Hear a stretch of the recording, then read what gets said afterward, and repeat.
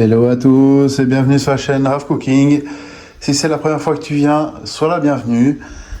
Si c'est pas encore fait, abonne-toi, active la petite la cloche des notifications, comme ça tu louperas aucune vidéo.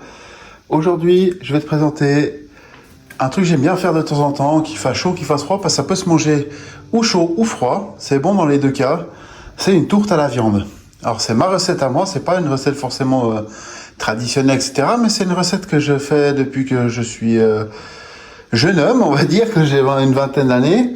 Et c'est une recette que j'aime bien faire comme ça, c'est à ma sauce. Il y a des trucs qui corroborent avec la recette traditionnelle et d'autres pas. Donc on se retrouve juste après l'intro.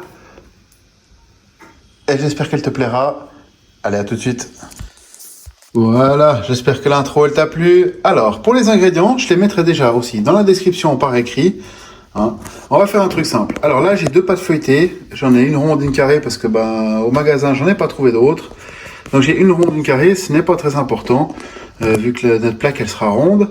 Mais on aura aussi, là, j'ai de la viande de porc. Vous pouvez très bien mettre du veau haché, du poulet haché ou encore du bœuf. J'ai du concentré de tomate, un œuf pour la dorure, une tomate, du gingembre, une échalote, des gousses d'ail, de l'oignon, du thym, du romarin, de l'estragon, du gruyère qui est par là, de l'huile d'olive extra vierge, du vin blanc, un bouillon de poule que j'ai fait maison. Ça, il faudra que je vous fasse la recette un de ces jours. Des flocons de piment séchés. Alors, vous inquiétez pas, je vous montre un petit peu. Mon bouillon, il y a déjà des herbettes dedans, parce que je ne l'ai pas filtré encore. Et selon la recette qu'on va avoir, ça sert à rien que je le filtre, parce que ce sont ces herbes-là qui sont dedans. Du coup, en fait, comme ça, ces herbes-là, je les garderai pour une autre recette. Et là-bas, je peux déjà faire, mais comme dans la recette, il y a ça, je me suis dit, je vous les mets quand même. On va faire griller notre viande. On va ajouter les éléments. Et il faut laisser refroidir la viande avant de la mettre dans la pâte. Autrement, la pâte va complètement se détremper. On va passer à la mise en place avec les oignons qu'on va hacher, l'ail qu'on va hacher, l'échalote aussi, les herbettes aussi. Et aussi, on n'oublie pas sel, poivre. Hein, et on laisse notre pâte feuilletée au frigo pour l'instant. Aí, vai, joga de ladinho, vai, faz o coraçãozinho, vai, joga de ladinho, vai, faz o coraçãozinho, quebra. Voilà, alors dans une poêle bien chaude, on va ajouter notre viande hachée. Alors c'est pas pratique à une main, hein, je vais les faire après. Et on va la faire à feu doux, hein, ça vient d'aller trop fort. On va la faire revenir et légèrement griller. En attendant, on va couper notre ail, notre échalote et notre oignon qu'on va rajouter à mesure qu'on les coupe. Hein. Le but, c'est que ce soit facile. Voilà. Alors, notre gingembre, je vais tailler des petites lamelles.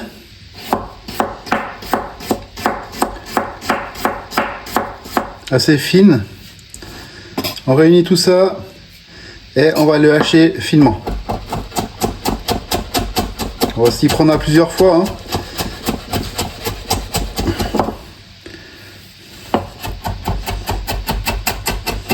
Ah, c'est dommage qu'il n'y a pas encore les odeurs, il n'y a pas encore ça qui est inventé, parce que je vous jure, juste de couper le gingembre là, j'ai cette odeur de gingembre super frais, ultra agréable, c'est vraiment génial quoi.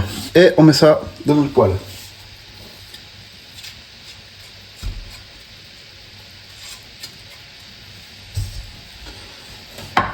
Maintenant notre ail, même chose,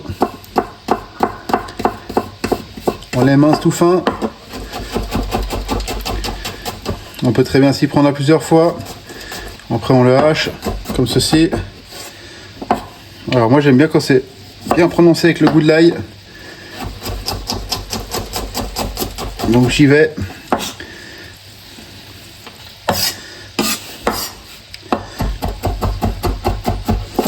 Là, on fait une recette pour, allez, on va dire 3 gros mangeurs, ou mangeurs normaux, on va dire 4 voire 5. Il n'y a pas besoin de se faire éclater la panse à chaque fois, c'est pas le but non plus. Le but, c'est de se faire plaisir avec modération. Voilà, j'ai haché mon ail. Et on le met à la poêle. Ensuite, mon oignon, là simple, je le coupe en 4. Voire même en 5.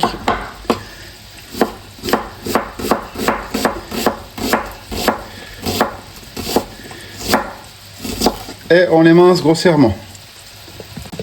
Mon échalote, la même chose. Je la coupe en 4. Et on les mince.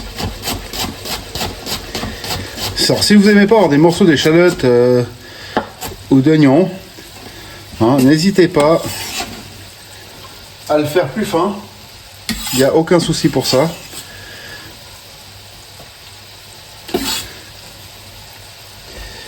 La tomate, la même chose.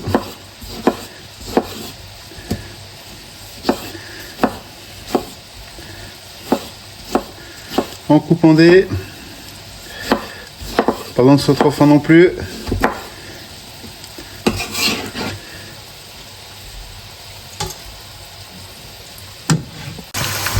Voilà, comme vous pouvez le voir, j'ai tout mis dedans. Les herbes en tige, je les enlèverai après coup. Et là, on va faire revenir gentiment tout ça. À feu moyen.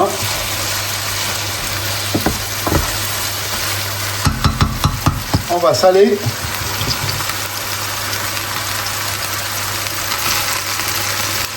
On va poivrer.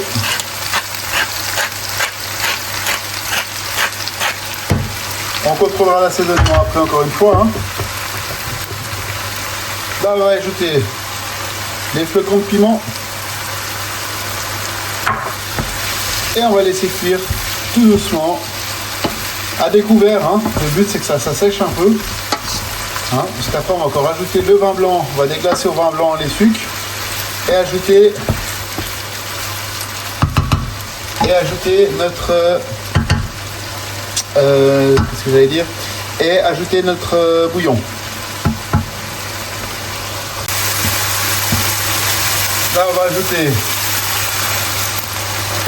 notre vin blanc, la tomate concentrée. On va lui donner une belle couleur. On mélange le tout. Une fois que votre tomate concentrée elle est bien diluée,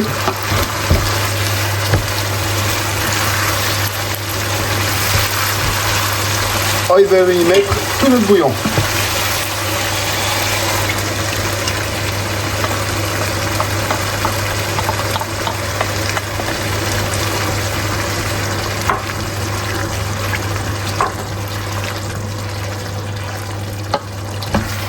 Et là maintenant on va laisser cuire à feu doux jusqu'à ce que ça réduise comme il faut. Voilà, c'est ça de la vidéo. Notre viande, elle est pas mal. On laisse un tout petit peu d'humidité le temps que ça refroidisse. Ça va encore évaporer un petit peu. On va laisser ça refroidir à température ambiante. On va laisser ça un peu refroidir. Parce que si on met directement sur la pâte feuilletée, ça ne va pas jouer. On se retrouve juste après. Voilà, alors ma préparation elle a refroidi. J'ai mis ma pâte sur mon moule que j'ai bien sûr graissé. Et là, on va faire un truc simple. Je vais prendre un bol, comme ceci. Je vais mettre ça un peu de côté ici. Ma préparation, je vais la mettre là.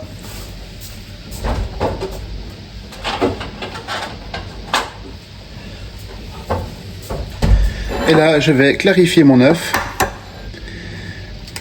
Et mettre le blanc, par contre, mélangé à ma viande. C'est pour ça qu'on fait refroidir la préparation aussi. Voilà, mon œuf est clarifié. Hop, je le mets dans le bol. Je prends un torchon pour nettoyer un peu le travail et les mains. Et là, un truc tout simple. Je vais mélanger mon blanc à ma viande.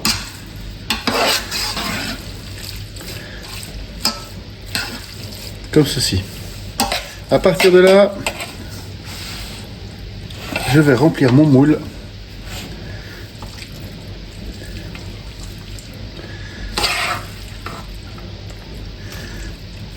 Comme ceci. On répartit bien notre viande, on tasse bien.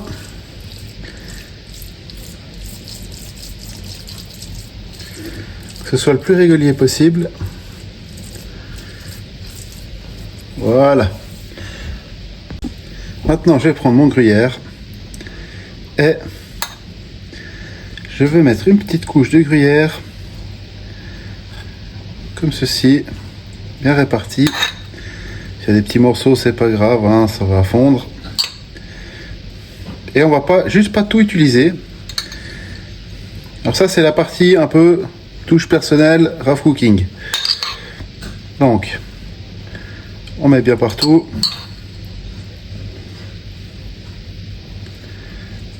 Le but, c'est que ce soit bien gourmand. Comme ceci. On met de côté. Et là, je vais prendre ma deuxième pâte. Alors bien sûr, c'est des pâtes que j'ai achetées dans le commerce parce que la pâte feuilletée, c'est pas si simple que ça à faire. Je suis encore au stade de l'essai. Et là, je vais déposer ma pâte feuilletée en dessus de l'autre.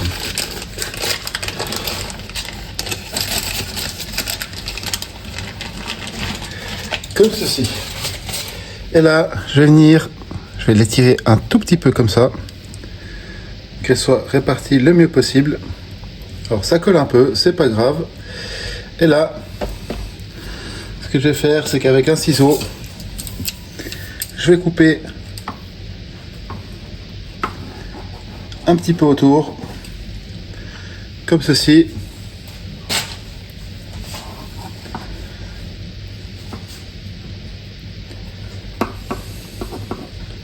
Pour enlever le surplus. Et là, ce que je vais faire, c'est que je vais venir faire un petit tourlet avec l'autre pâte qui est en dessous, vous voyez, pour bien souder. On appuie bien avec les doigts. Le but, c'est de bien souder nos deux pâtes. On prend le temps. Ensuite, notre jaune d'œuf, j'ai mis avec de l'eau. Je vais bien mélanger.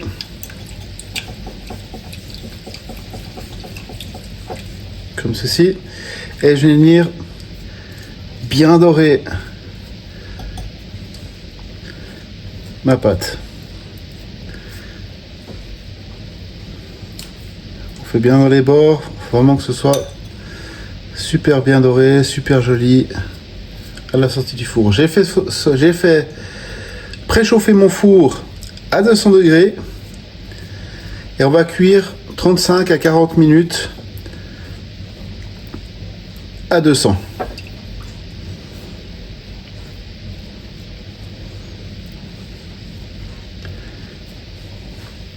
Et là, ce que je vais faire, ça c'est aussi ma petite touche personnelle,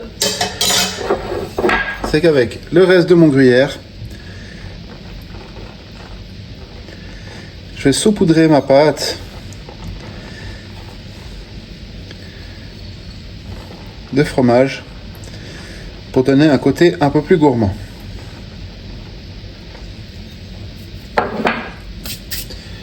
Et là, on prend un petit couteau d'office et là, on va faire des petits trous de cheminée comme ceci pour que la vapeur puisse s'échapper. Et ça, c'est relativement très important de faire, autrement elle risque de sauter dans le four. Voilà. Le temps que mon four est chaud, je vais la remettre au frigo et on se retrouve juste après la cuisson. Voilà les amis, la tourte elle est prête. Quand on la sort du four, on attend 5-6 minutes, voire peut-être même 10, qu'elle se refroidisse un tout petit peu. En attendant qu'elle refroidisse un peu, je vous dis à la semaine prochaine pour une nouvelle vidéo. En attendant, porte-toi bien. Si c'est pas encore fait, mais un petit like, un petit commentaire, partage avec tes amis et ta famille.